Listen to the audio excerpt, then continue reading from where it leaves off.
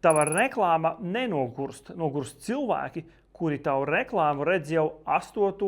reizi. Sākumā reklāma strādā. Ir klikšķi, ir pirkumi, tu palielini budžetu. Bet pēc laika klikšķi kļūst dārgāki, rezultāts sāk kristies, un tu domā, ka problēma ir produktā, cenā vai piedāvājumā. Bet iemesls bieži vien ir pavisam savādāks. Cilvēki to pašu reklāmu ir redzējuši pārāk daudz reižu. Reklāma nav viena bilde, viens video, kam jāstrādā būtu mūžīgi. Reklāma ir sistēma. Jaunas perspektīvas, jauni huki, jauni pierādījumi, jaunas problēmas, kuras tu parādi klientam. Ja sistēmas nav, tu dzīvo no viena veiksmīga materiāla līdz brīdim, kad tas pārstāj strādāt. Un tad mārketings pārvēršas panikā. Ja gribi pārbaudīt, vai tava interneta veikala reklāma nestrādā, vai ir vienkārši auditorija nogurus no viena un tā paša materiāla, tad dodies uz e-commerce mājaslapu e-komercija.lv un piesakies bezmaksas konsultācijai.